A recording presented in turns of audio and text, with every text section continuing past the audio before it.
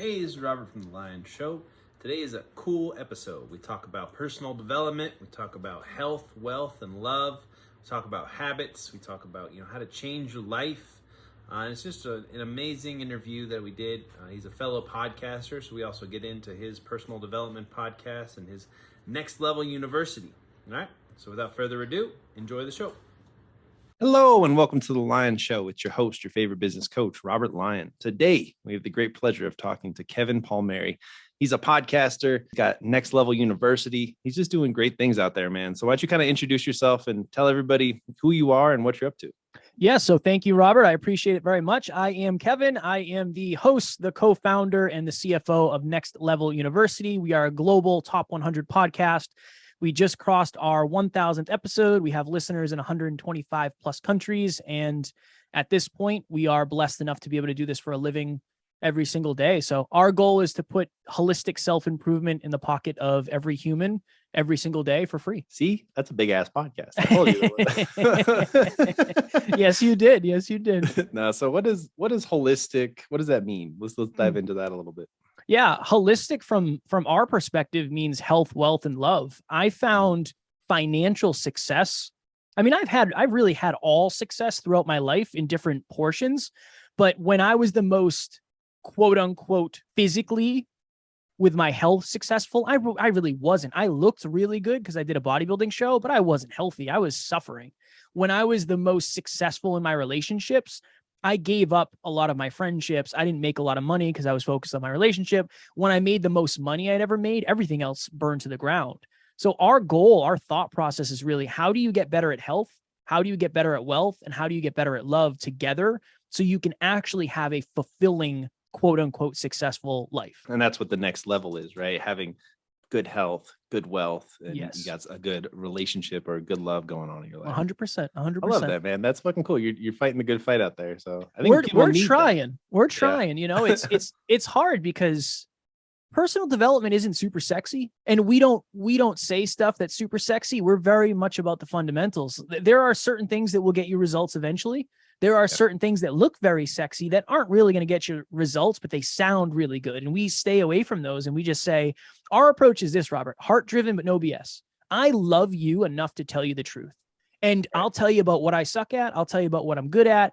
I'll tell you about our losses as much as our successes. And I think there's importance in that. There's importance in vulnerability and transparency as a business, as a brand, as a human, as a personal brand, especially. Yeah, but I want health, wealth, and love now. I want it right now.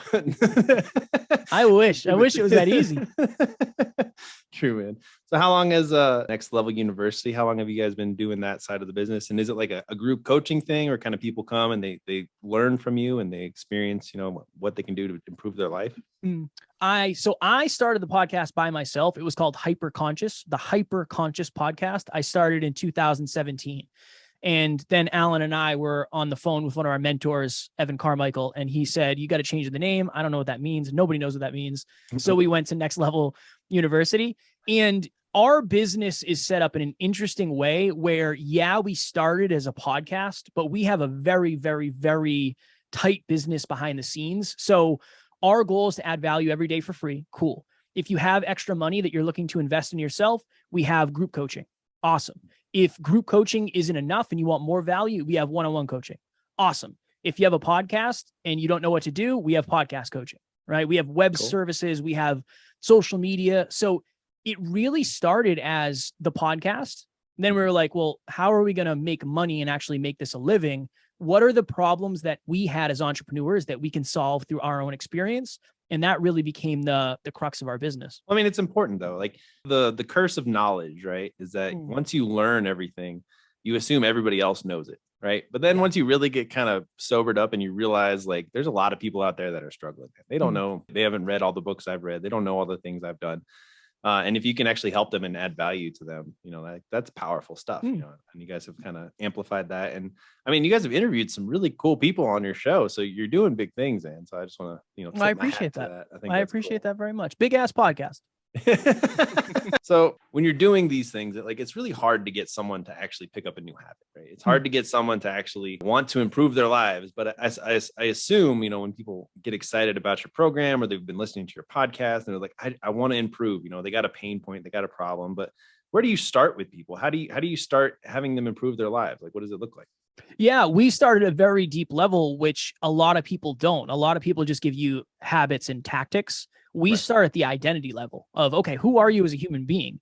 Because so much of what you say to yourself dictates the results you get. So this is a good analogy. We had somebody who wanted to become more fit. She wasn't taking the gym seriously. She wasn't really taking her health seriously. And through a conversation, you realize that somebody might have some unconscious biases. And she said, well, I have a friend of mine and she's one of those fit chicks, you know?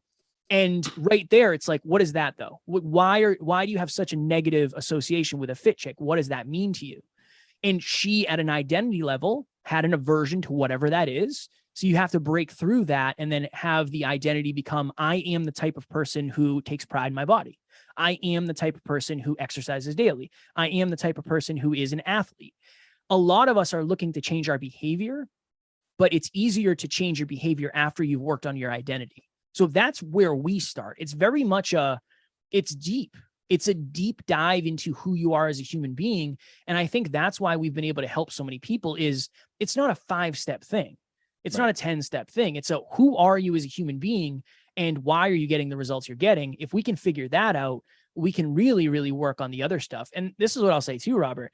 We have a wonderful thing where we have a lot of accountability. So human beings need necessity in order to facilitate change.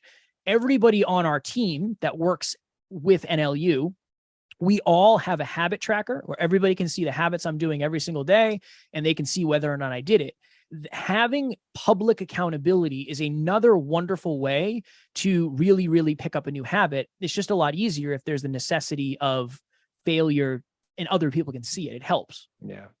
Well, if you've never had someone hold you accountable, that's not your friends, not your family, you know, it's different. And it's like, I mean, you don't want to let them down, but it's also like, okay, good. Like we're both in this boat together now and we're going to go there. That's where we want to go. We want to get there and we're going to hold you accountable. And then we're going to, you know, coach you or whatever it is you help them do it. So that's so cool. Identity is such a weird thing. So let's chop that up a little bit.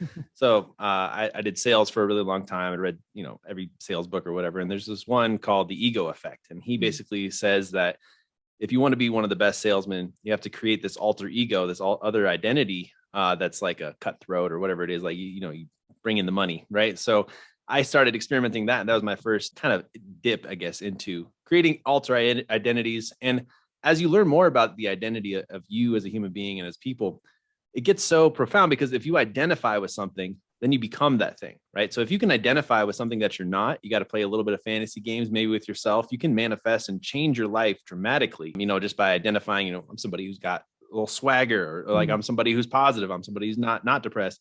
And it is kind of, you got to fake it till you make it in a way. How do you kind of help people create that new identity, I guess is what I'm trying to get at. How do you help them visualize? Do they journal? Like what is it that you think? Yeah. Initially, even to your point, initially it starts with the understanding of there's different layers to your identity, right? So you have who you really are at the center of who you are as a human being. You have who you believe you are, and then you have who you want others to believe you are. And it's really breaking down those layers of like, all right, who do you want me to think you are? Okay, that's the perception. That's the ego. Really, that's the ego. Who do you want to think you are?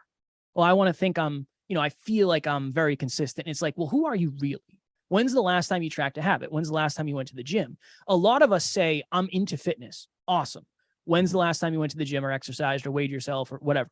And then you get the answer of, well, it's been months. You're not that into fitness then.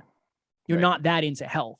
That's a story that you're telling yourself. So what it is for us is we try to help people understand and have a new awareness of, okay, there is a delta between who I actually am and who I want to be. And there's an even bigger delta between who I actually am and who I want people to think I am. It's that starting point of having the humility to understand where you really are. Coaching at the end of the day is ultimately bringing somebody closer to the truth. And I think one thing people miss when it comes to coaching is you have to figure out where their truth actually is. So it's almost in a weird way, the work we do with somebody before we even start giving them tactics and tricks, that's really where the most valuable part of it is. You have to get down to the human behavior level. But once you get there, it's very much, okay, how do we reverse engineer the ultimate goals that you want? And usually those goals change when your identity changes. So yeah, it's very hard because it's very specific and personal depending on what somebody wants. But it's usually getting them to understand that they're not who they actually think they are. And everybody around them also thinks they're somebody else. And getting down to that awareness is one of the most powerful things you can do at the end of the day. Yeah. I forget what I was reading, but they said there's like a Japanese proverb. It's like everyone has three masks. You know, the first mask is what the public sees. The second one is what your friends and family sees. And the third one is what no one sees. It's just you. And it's just like, the layers are all onions. You know? It's neat. But a lot of people come in and they say, okay, what do you want? And it's like, well, I want more money. All right, cool. Here's 5 ways to make more money. Unless you go to the identity level, you can't really understand what somebody wants, why they want it, and how they can actually get it. It's there's layers, just to your point. There's just layers of this. And that's why like a podcast is really good. It's a really good platform and it can help people, but it can only help people to a certain level because you can only be so specific to somebody's problems and so specific to somebody's identity. That's the importance of behind the scenes coaching or whatever, mentoring, whatever it is. Yeah, getting deep. And it's mostly just asking people kind of open-ended questions until it all pours out. Yep. And you're kind of, podcast therapy, bro. Yep. So let's get weird. I want to chop up health, wealth, and love. So Sure. If without we don't have to go down exact workouts or whatever, but what would be your first step in helping someone get better with their health? I mean, that's kind of a general question, so I'm fine with general answers, but what do you think about it? I'm curious. Yeah. So it's hard, right? Because you have to have an understanding of most people, their health, they don't really know what they're doing.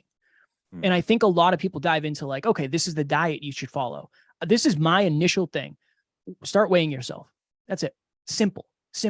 If we're going to facilitate a behavior change, it has to be simple. Number one, start weighing yourself. When you get that down for a week, 2 weeks, a month, all right, figure out what your calories are. What are your maintenance calories that you're going to stay the same amount of weight at? All right, cool. Start tracking your calories every day. Awesome. Boom, boom, boom. When that becomes a habit, drink a gallon of water a day or whatever your amount is. Okay, cool. Boom, boom, boom, boom, boom. Get 8 hours of sleep. Okay. Boom, boom, boom, boom, boom. So it's almost like a lot of people, they think of health is weight loss and the scale.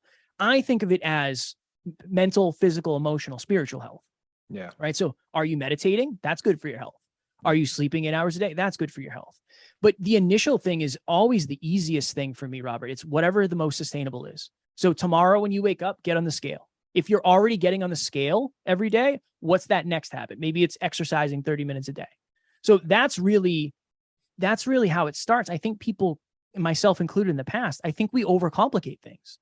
And we say, I want to make this change. Give me a list of things to do. If I gave you a list of track your calories, weigh yourself every day, work out 30 minutes, drink a gallon of water, sleep 8 hours, meditate. That's 6 things. The odds of you doing that for a month are very low because the barrier of entry is too high. What did you say? Whatever's the most sustainable. Is that what you said? Whatever the most sustainable is usually the best place to start. And then you just got to listen to a David Goggins book and then start running until you're not. Yeah, just go run forever. Run for 5 hours. I think it's a lot of just, start lifting weights and find one thing that you can do that's a healthy activity. And it doesn't even have to be super healthy. It just has to be something you enjoy or that you can do. Like one of the biggest things that I'm having to learn now as I get older is, I used to think I could do everything and just work nonstop and just go all out. But now I have to set time aside to where I like reconnect with myself. It's like a health hour, a self-love hour, or whatever the heck it is. It's hard though. I'm just wondering, do you do that thing? Do you set time aside to actually like work on your mental health, or what do you coach people to maybe have that like little bit of period to repair, Yeah. So it's 30 minutes of filling your cup every day. That's what I do. That's what Alan, my business partner, does. And that's what we have all of our clients do, because number one, the old saying, you can't pour from an empty cup. Awesome. But if you burn to the ground every day, you're not going to have much to offer tomorrow. Yeah. I literally messaged Alan today. We were supposed to record 3 episodes tonight from 6 to 7:30 p.m. And I messaged Alan and I said, hey, is there any way we can push that till tomorrow? I have literally been working like 14-hour days. And my sleep schedule is messed up. My morning routine's messed up. I need to reset. And he's like, yeah, man, absolutely. Move it to tomorrow morning. Perfect. But yeah, to your point, if it's not sustainable, we had Lori Harder on our podcast a long time ago. Lori Harder is I think she's a best-selling author, big podcast. And she said, consistent 70% days are far more impactful than spotty 100% days. Nice. And if you do the math, I mean, if you do 70% days, that's 490%. If you do 100% days, that's 500%. So if you think about it, like you can really build momentum off of 70% days. You're not going to hit 100% every day. And if you do, you're going to burn out pretty quickly. Now I just need to actually do that. Well, that's a whole nother thing, but yeah, exactly. the understanding is there. That's awesome though, man. Let's just keep going down the list, man. So how do you think of wealth? How do you help people improve their wealth? Yeah. For most people, it's as simple as starting by tracking your finances. If you ran into a group of 100 people and you said, how many people know how much money is in your bank account today and how much will be in your bank account tomorrow? I would say the vast majority of those people probably don't know. Yeah. And what you measure, you can focus on, and you can understand why things are actually happening the way they are.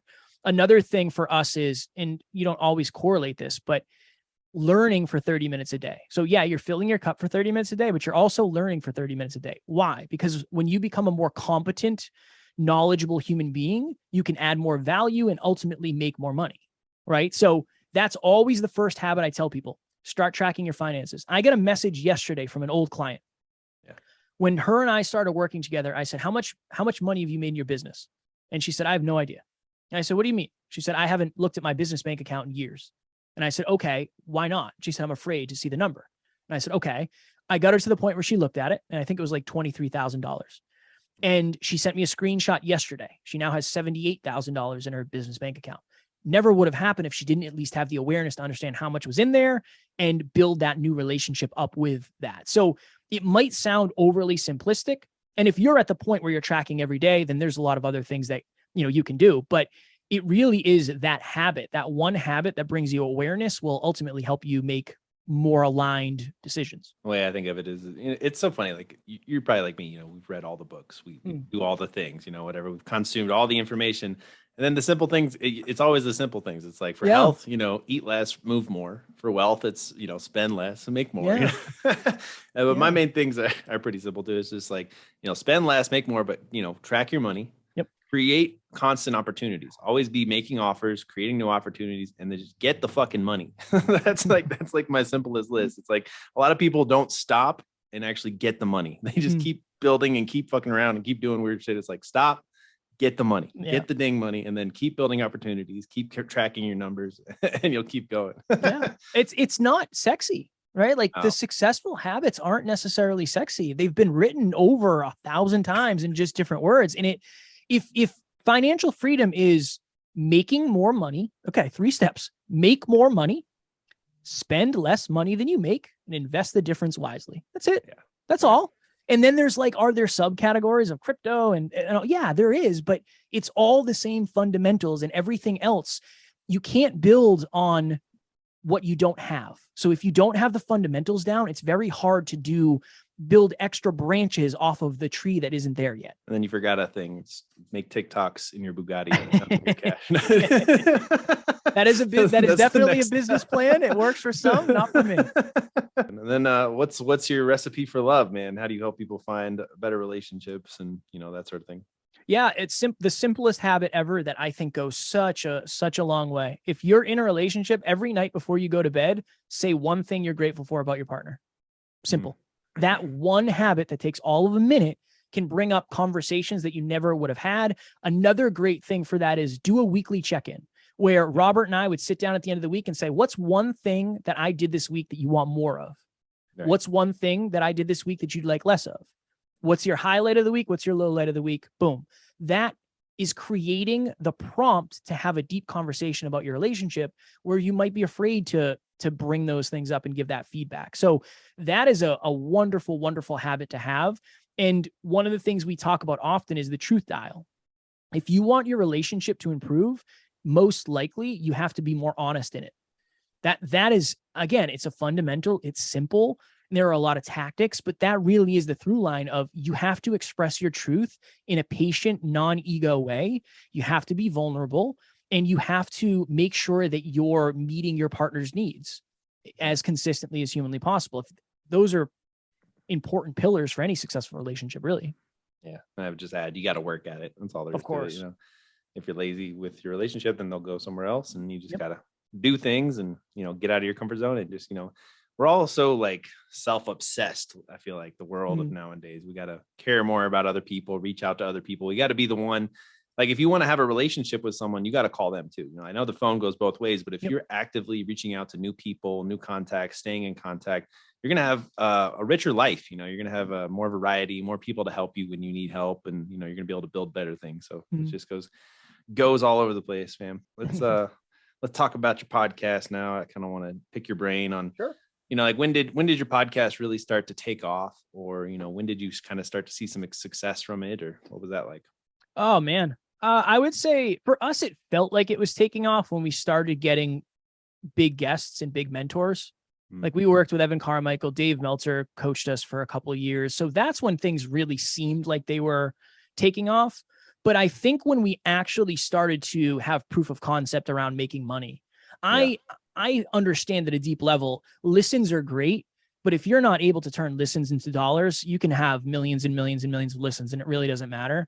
Right. So yeah, when we started to actually make sustainable money, and it was like, oh, we had a $5,000 a month. Cool. We had a $7,000 a month. Cool. We had a $10,000 a month. Cool. When that started to happen, so I would say over the last like 2.5 years, that's it really, really started to compound. The first 2.5 years, almost nothing happened. It didn't seem like anything was happening. It didn't seem like we were getting good listens, but the compound effect, right? It catches up eventually. And now we're at the point where we get more listens a day than we did in the first year. Yeah. But it never would have happened if we stopped a year in. We would have been saying, well, we were podcasters and we could have made it, but we stopped. So yeah, I would say probably 2.5 years in, 2-ish years ago, that's when it really started to gain traction. And we started to understand and connect at a deep, deep, deep level with our audience. That's a huge hack for any podcasters out there. Yeah, that's awesome. Isn't it cool, all the random people you get to talk to? Yeah. I mean, it's almost like that's a reward in itself, you know, like you feel like you're on the right track. Cause like I've talked to so many people that have just blowing my mind. Like I'll learn more from doing these podcasts and interviewing, you know, a bunch of people than, you know, some of the books that I've read recently. You know what I mean? Yeah. It's just like a great wealth of knowledge out there. You just got to reach out and be brave to interview people. So, well, and cool. When else do you get to connect with some people? It's like, hey, do you want to hang out? It's like, no, we live across the country. We can't hang out. Hey, that's gross. do you want me to interview you on my podcast? It's like, oh, well, I don't know. Yeah, no, that sounds cool. It's an opportunity to get to know people that you never would in any other way. Yeah. Well, it also, for me, it's like, this is my ideal kind of way to have a conversation, because I get to ask you the deep questions, you know, or whatever. And you get to put on your best facade and answer them, you know, and it's just like, that's what I want though. I want the gems. Give me the nuggets, you know? Yeah, of course. So it's fun, man. So you've done like 1,000 episodes now is what I was watching. So when did the tides shift? You know, was it like episode 324? Like, I don't know, like, what do you think it was? It was like, when did you really start to pick up and like feel like this is what I'm going to do for the rest of my life or something, you know? So I knew I had a 6-figure income right after I started this podcast. So I had a high income and I had this podcast. I was miserable at my job. I didn't want to do it anymore. I imagined a life where I was a podcaster. I was like, that would be pretty darn cool. And it got to the point where I was so miserable at my job and I didn't feel like I could do both things at the same time. I debated suicide. And I ended up saying, you know what? I'm not going to do this normal work thing. I left my job and I went full time into this. And I think we were probably, 25 episodes in. So 25 episodes in, I said, I am going to do this. Success or failure, I'm going to find a way to do this. And I have a wonderful business partner, but that was our thing in the beginning, was we're going to make it to the top of the mountain, or we're going to be on the side of the mountain dead. And that was it. I never went and got another job. This has been it for the last 5 years. Every single day, this has been the baby. So yeah, I didn't know in the beginning whether or not we were going to make it. But I did know that this is what I wanted to do. And I remember I told my mom and my grandmother this. My grandmother said, "You're going to go get another job, right?" And I said, "I will never punch a time clock. I will never work for somebody else. I will die before I do that." Luckily, we made it and we're continuing to grow. But I would say, honestly, it was probably like 450, 500 episodes in when it was like, oh, this is really something that could be a sustainable life. Yeah. Yep. I'm almost at 250. So there's Congrats. 200 more to go. Congrats. Well, I'm sure you're probably making money outside of the podcast. I'm doing great, but right. There was none of that for us. It was very much like, we're going to build this from the ground up. And the only way we're going to make money is through the podcast. So we should probably figure out what we're doing here. Cool. How'd you make your first dollar on the podcast? Oh boy. I went to Alan. I said, "Hey, we have to start making money. What do we do?" He said, "Well, we're a personal development brand. We should probably coach people." And I said, "All right, cool. What does that mean?" And he's like, "Well, you just help people." And I said, "All right, I'm not a coach. What does that mean?" So I reached out to one of our listeners. Her name is Jenna. And I said, "Jenna, I'm doing free coaching. Is that something you're interested in?" She said, "Yeah, absolutely." I coached her for free for like 2 months. And I had a bunch of other free clients as well. And then at the end of that, I said, "Look, I can't do this for free anymore. What do you think of $50 an hour?" And that was it. That was the first $50 I ever made. And it's interesting, Robert, because Jenna then ended up being on the team. She actually now works with us to help us accomplish our goals. She started as a client and now she's on the team with us. So yeah, I like hiring from the inside because then they know your dreams and the goals and you've already got there. You did it the right way though, man. You gave the value up front and then you basically said, I got to charge money for this. That's awesome. That's what we preach. That's what we preach. I think at the end of the day, this is such an important understanding that I think people get lost in. It's either the customer that takes the risk or the business. I'm okay with taking the risk because I believe in the product. And I literally just got charged for HBO Plus or HBO Max. They gave me a 7-day free trial. I found a show I liked. I was like, I'm not going to cancel this. This is valuable. This is valuable. We always tell our clients, especially new ones, jump on the phone for free, get to know your audience, and add value. The person who adds the most value wins eventually. You just have to be patient. You have to be patient. And you have to nurture your audience. That's the way to do it. And that's what's worked for us. And we talk about that with our clients as well. So if you were going to talk to someone else who's just starting a podcast, what do you wish you knew when you started a podcast? What are some things like that? I would say, I wish you knew you could make money sooner. Really. I thought you had to get to a certain amount of downloads or a certain amount of influence. If you have 10 people who listen to your podcast and you have coaching, you can make money. Right off the bat, you can make money. That would be one thing. The second thing is, if you're in it for the wrong reason, you most likely will lose. It's not the same. You have to ask yourself, why am I starting this? Am I starting this to be an overnight sensation? You should go do TikTok because you're going to be more likely to go viral TikTok than you are doing a podcast. Those are the simple ones. The other one I would say is, if you're not willing to do it consistently, if you're not willing to show up for your audience, you most likely will not be successful. You will not be successful. And then this is the last thing I would say. Go in with a business plan and treat your podcast like a business, because I know people who have millions and millions of downloads who don't make much money at all because they don't understand the business behind it. They didn't have a business plan. It was just like they kind of got lucky and they went viral and they were not able to capitalize on that because they didn't know that was something that they could do. Understand that if you treat your podcast like a business, you can get all the benefits of having one as well. Yeah. I mean, you're building an audience, and like the current market, I guess, is very interesting, where ads are expensive. It's harder to actually get authenticity from, things, and their customers are just tired of a lot of marketing gimmicks. So if you're building an audience, there's a lot of value there. How have you found better ways to connect with your audience, to know what they're, because like I get tons and tons of downloads. I don't know what most of them are thinking though. So what's your advice to maybe build a closer connection or something like that? Yeah, it's a great question. And congrats on all the downloads. You get a big ass podcast. I love that. We're doing things. I always tell people, okay, where do your listeners go after they listen to the podcast? And everybody says, well, I hope they go to the website and they sign up for something. Yeah, cool. What if they don't? Then where do they go? And they say, I don't know. My advice is always this: make sure you have extra levels of your business that are completely free, where your audience can get to know you. Whether that's a Facebook group, cool. Do a weekly live podcast where you can get to know your members. Cool. Do a monthly event where you can get to know your members. So it really is, from my experience, it's not necessarily how do I get more out of less? It's how do I give more for more? And I think that's where a lot of people go wrong is they start and they say, well, I want it to be passive. It's not going to grow passively. So it's almost how often can you show up behind the scenes for free? I believe that is the best way to build your audience because you're going to get more people to come for free. And eventually, if they want to pay you money, they will. But you have to show up consistently behind the scenes. We do a live podcast in our Facebook group every single week. And it's been 127 weeks straight, and we've never missed. But you don't have to pay. You just show up. You can ask us questions if you want. Cool. We do a monthly event every month where it's basically like a keynote, totally free. Reach out. We'll give you the Zoom link. So that you have to be present with your audience, and it shouldn't be behind a paywall, because I think you're going to lose the vast majority of people that way. You're a genius. Figured it out. Well, it's a lot of work. That's what I'll tell you. That's true. Right. It's way more work, but it depends on what your ultimate goal is. If your ultimate goal is impact, that's aligned anyway, right? Yeah. Because you're giving more value. So that's worked really well for us. I understand it's not for everybody, because some people, they don't want to work that hard. They want their podcast kind of to do the work, and that's totally fine, but it doesn't work as well as you think. What habits do you do now that you can actually say have done like a genuine impact on your life?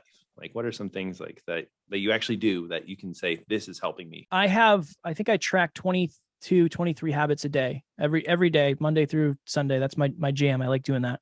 One is I try to build a relationship with somebody new every single day. Cool. So I'll literally reach out to somebody who's watching my Instagram story, and I'll just say, hey, Robert, I hope you're well. That's it. Boom. Simple. That's one. I try to connect with 3 potential clients every single day, whether it's giving them clap hands on their story or whatever it is. It's just building real, authentic relationships. Yeah. That's it. I don't want you to listen to the podcast. I don't care if you do. It's just me saying, hey, I hope you're well, as a reminder that Kevin's still here. Let me check out what Kevin's doing. If it's aligned, you'll tune in. If not, no stress. That's a big one for me. Learning every day. That's been so important for me. There's a lot of, I used to think I learned a lot. It's like, yeah, I'm into self-improvement. I'm into personal development. But it wasn't until I started learning every single day and going through Audible every single day and seeing like, 45 minutes today. Cool, I'm done. Let me check that off the box. That's been pretty impactful, because I think things go stale. Everything goes stale if you don't pour into it. And a lot of us, we are the bottlenecks to our ultimate success, because we could know more than we currently do. And when you know more, you're capable of more. So those are a couple simple ones. What's a different one? I'd say meditate. Yeah. I would say meditation. I was like, when I first started meditating, number one, this sucks. I don't want to sit here for 10 minutes and I have all these weird thoughts and I can't focus, but I've had a lot of my best ideas when I'm meditating. So that's something that's really, really served me. Yeah. All those things are amazing. I mean, meditation has been one of the biggest things to help me kind of get all the clutter. Cause like when you start meditating, you just realize the layers of just shenanigans that your brain is going through until you can finally get to a place of calmness and like focus or whatever it is. I agree. The reason I think that reading is so important, and I always preach it, is I think it expands your consciousness. It expands your reality. And when you expand your reality, you're able to see more of the world. There's more opportunities. There's more things out there. What did your learning journey look like? Did you just start reading every day? Did you start learning every day? Like, why did you start it? When things really, really started getting serious for me, Alan and I were in California interviewing somebody at their mansion. And I remember it was awesome. It was awesome. Humble brag. And we were outside and Alan was having a business conversation with this person. And I remember thinking, I have no idea what these two are talking about. I feel so insecure. I feel so unvaluable. I don't know why. I don't belong here. Imposter syndrome. And I told Alan, I said, I don't think I know enough. I feel stupid. And he said, well, what are you doing to learn every day? And that was it. It was like, oh, okay. If I learn every day, I'll be as smart as you one day. And that really, for me, that was the thing that set it off. Massive pain. Pain created the necessity for me to pick up a new habit. And then I look back on that. It's like, oh, that's really the day that I took self-improvement more seriously. I was taking it seriously, but not I hadn't adopted the identity of somebody who was obsessed with self-improvement yet. Right. And that was such a big thing for me, such a big thing for me. And then when I started listening to certain books like Mindset by Carol Dweck, wonderful book, 7 Spiritual Laws, that was a great one. But understanding myself at a deeper level, that is really what self-improvement is. Yeah, you understand numbers and you can learn about business and sales and influence. What you're really learning about is yourself. And that's what's happening. To your point, it's consciousness, right? You're getting this new information and it's like, what does that mean to me though? Oh, I didn't realize that. Now everything I see is a little bit different. So yeah, it started with me learning every day. And then it was, okay, what if I ask myself why? Why am I showing up this way? Why am I running from this? Why am I doing this? And then just getting layer deeper, and then getting to the understanding of, okay, I'm doing this because I'm insecure. I'm insecure because I don't feel smart enough. I don't feel smart enough because I didn't study business. Let me study business and blah, blah, blah. That's kind of, unlayering and then relayering. Right. Get into the ring of life, even if it's just learning things and stuff like that, man. I think that's fucking cool. So how do you track all these 22 habits, man? That sounds really cool, just so you know. But no, I want to see it happen, damn it. How do you do that? Right now, we have this, it's this very in-depth spreadsheet in Google Sheets. That's how we started the business. Everything started in Google Sheets. We actually have an app now where we track our habits, and we have other people, we help them track their habits as well. But most of our business is built in Google Sheets, honestly. Nice. And so then you just you already have it chopped up, and then you just check them off every day, right? You do 1 or 0. Yeah, you do 1 or 0, and then it just spits out a number, a percentage. So if you do 20 out of 20, you get 100%. If you do, 18 out of 20, it's whatever, 80% or 90%. That's wild. What are you seeing? Like, I guess because you get new customers or whatever coming into, not customers, but people coming into your university. What do you see like people are struggling with the most these days? I would say across the board, it's misaligned self-worth. So low self-worth, usually people not thinking they're capable of much. They're not valuable human beings. Community, the people around them are holding them back. They don't believe in them. They're taking the wind out of their sails. Those are 2 very, very big ones. Lack of consistency, discipline. Right now, we live in this interesting time where you can go on your phone and you can do anything. You can change the world from your phone, or you can also get lost in the sauce. With great, I don't want to say, great power comes great responsibility, but with all of the options on social media, it requires more discipline. And I don't think that people understand how easy it is to be distracted and how much that takes you off the rails. So yeah, I would say understanding accurate self-worth, really checking in with the people around you, whether or not they're helping you or hurting you, and then understanding that social media is an amazing tool. The internet is an amazing tool, but if you're using it for the wrong reasons, it's going to take you right off the rails. Yeah. I get so pissed when I just see myself like phantom going for my phone for no fucking reason. That's the way it's designed. It's designed to, it's designed to have that happen, and you have to be conscious of that. It sucks. I have those moments too, where it's like, oh, it's been 15 minutes. I did it again. Okay. You said so really powerful though. Like you should be checking in with people around you if they're helping you or not. That's a good insight. I think that's very. I got a good question. This is one of my favorite questions, Robert. I won't say nobody, but many people, when I say this, they don't like it because it's an awareness raiser. Are the people in your life the best from your past or the best for your future?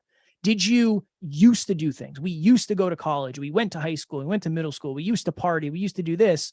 That's okay. But are they going to help you get to the life that you want in the future?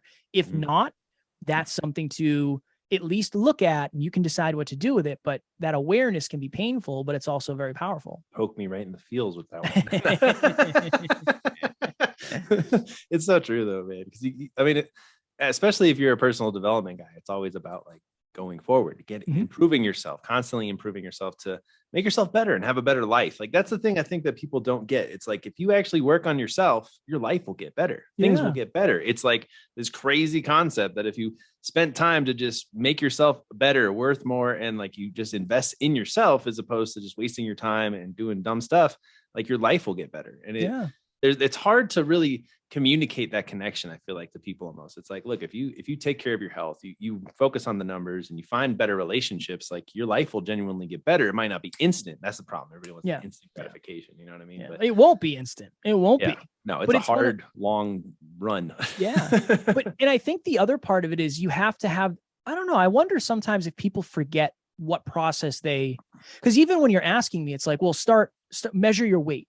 And somebody might think of that and be like, that's not going to make that big of a difference. Mhm. It's not in the small scheme of things, but if it's enough to get you to start adding on new behaviors, it literally could be the straw that begins the momentum.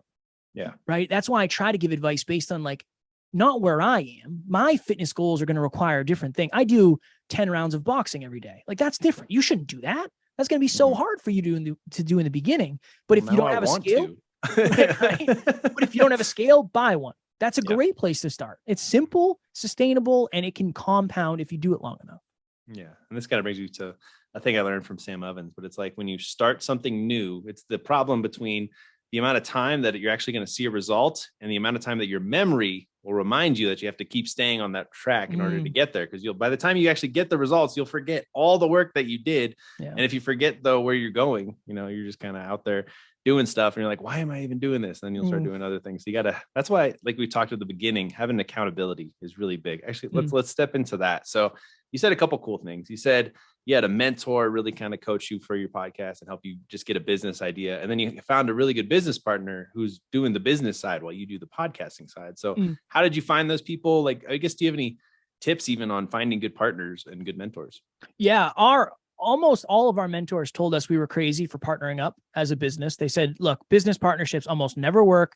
You guys shouldn't do it. And we were like, you know what? We're going to do it because we think we can make it work. I think it boils down to a simple thought that is more, it's more challenging in practice than it is in thought, but understanding your core values, your core beliefs, and your core aspirations. What are your core aspirations as a business? Get clear on that. What are your core values? What do you value as a company, as a partnership? And what are your core beliefs? If you can get very clear on those three things and they're aligned, the percentage of success is going to be way higher. If your core belief is we should take people's money regardless of results, and my core belief is I will not take somebody's money unless I get them results, that business partnership most likely won't work. Just won't, because we're misaligned. So an understanding of that, when you're talking to somebody and you're thinking, you know what, this could be a potential business partner, sit down and write out your core values, your core beliefs, and your core aspirations. If too many of them are misaligned, it most likely won't work unless you facilitate some sort of change. I'm very blessed, Robert, because I went to high school and middle school with my business partner, and we had a falling out in high school. We ended up reconnecting as podcasters, and he quit his job to go all in on self-improvement. So when it was my turn to do that, he's the person that I partnered up with, and he was actually already mentoring me because he has been studying self-improvement longer than me. So I think for me, it was somewhat the right place, the right time, the right person, but I was also trying to work on myself. And I think he saw that. If you're looking for a mentor, if you're looking for a coach, you can always pay to play. That's always an option. Or ask yourself, what is one unique thing I can offer to this person in exchange for what they can offer to me? I think that's another wonderful way to think about it. Yeah, I love that. I recently just had a shitty business partner, so I had to ask, it was an experience. I thought, everybody's going to be as motivated as me, and, they're going to bring equal value to the table. And then that wasn't reality. So be careful out there. But I think you were working on yourself, and you guys were both in alignment on a common goal. Like that seems pretty perfect. So, yeah. And then what was it like finding a good mentor? And then, how's it improved your business, I suppose? Finding a good mentor was kind of like the Mario Kart booster, because it was a couple things, right? It was number one, it was, oh, you know what? We're actually onto something. A lot of what we're doing is actually correct.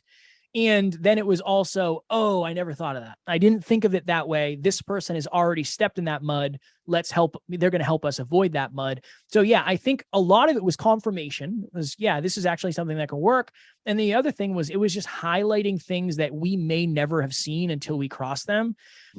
Mentors can help you get to your goals faster with less pain and more directly based on their experiences. So yeah, it's such a game changer. It's such a necessary thing. And this is the other thing too. You might find out, you know what? This mentor does not have similar core beliefs as me or core values, and it might change the way you do business. You might have somebody say, you should be doing it this way. This is the way I've done it. That's not necessarily the way I want to do it. Let me try it a different way. So it can give you positive ideas, and it can also give you new ideas in terms of, well, let me shift this, and I'm not going to do it the way my my mentors are doing it. Yeah, that's powerful. So I got a couple last questions because Sure. I want to pick your brain, man. I think this is pretty cool. And these are more philosophical questions, I suppose. And then I got more at the end as well. But Okay. do you think there's a connection between health and wealth? Honestly, no.